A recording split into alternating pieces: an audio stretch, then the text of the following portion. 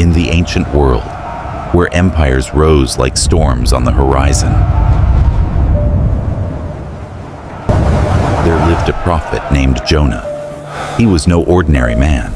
He heard the voice of the Almighty. But one day, that voice gave him a command, and everything changed. Go to Nineveh. Slow reveal of distant city, a great city, a violent city, a city filled with wickedness.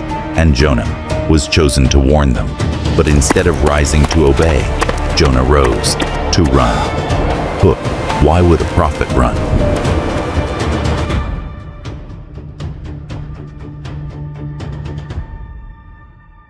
Act 1. The flight. Instead of going east, toward Nineveh, Jonah fled west, toward Tarshish, the farthest place he could reach, as if distance could separate him from God. He went down to Joppa, found a ship, paid the fare, and stepped on board. Everything seemed normal. The sea was calm. The wind was gentle. For a moment, it looked like he had escaped, but heaven had not forgotten him. The sky darkened, the wind rose, and without warning, the sea erupted. Waves crashed violently against the ship. The wood groaned under pressure. Men shouted in fear. Seasoned sailors, reduced to panic. They threw cargo overboard. They cried out to their gods. But the storm only grew stronger, and Jonah was asleep. Deep in the hold, while chaos raged above, he slept. Not peace, not rest, but escape. The captain burst in. "How can you sleep? Get up, call on your God." Because now, something felt wrong. This wasn't just a storm. Lots were cast, one by one, until it stopped. On Jonah. Every eye turned to him. "Who are you? What have you done?" Jonah looked at them and spoke quietly. "I serve the Lord, the God who made the sea and the dry land." Fear fell over them, because now they understood. This storm was not natural. The waves grew higher, the ship trembled, and they asked the question no one wants to answer. What should we do? Jonah didn't hesitate. What should we do? Throw me into the sea. And in that moment, everything stood still. They tried to row. They fought against the storm. Hold the line! But it was useless. The sea refused to let them go. Finally, they lifted him and threw him into the deep. The moment he touched the water, the storm stopped.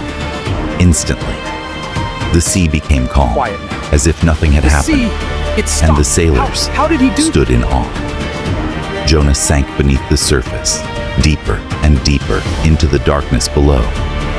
Fade to black, no light, no sound, no escape.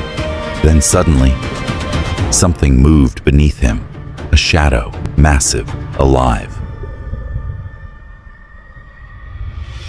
A great fish, appointed by God, rose from the deep and swallowed him whole. Darkness, total darkness. Inside the belly of the fish, time slowed. 3 days, 3 nights. No control, no escape, only silence and the weight of his decision. And for the first time, Jonah stopped running.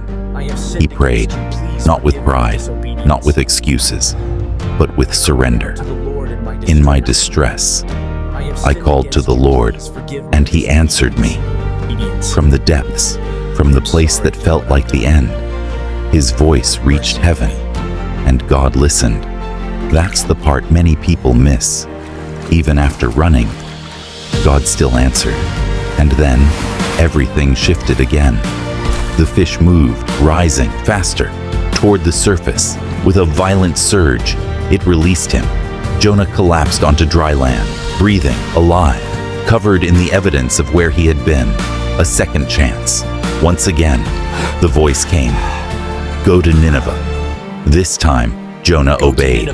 He entered the city, massive, crowded, unforgiving, and he spoke just one message. 40 days, and Nineveh will be overthrown.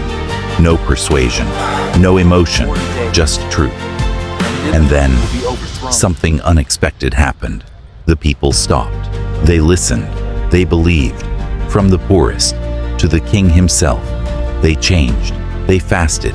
They humbled themselves. They cried out for mercy, and heaven responded. God saw their hearts, their sincerity, their repentance, and the judgment never came. But Jonah was angry. I knew it, he said. I knew you would forgive them. And now we see the truth. Jonah didn't run because he feared Nineveh. He ran because he knew God was merciful. He sat outside the city, waiting, hoping for destruction. God gave him shade, then took it away, and Jonah became angry again. Then God asked him one question. You care about a plant, but should I not care about people? And just like that, the story changes. It's no longer just about Jonah. It's about the heart. So now, let me ask you, when God calls you, will you run or will you obey? Because just like Jonah, the call doesn't disappear, it waits. And maybe this story isn't just history. Maybe it's your story too.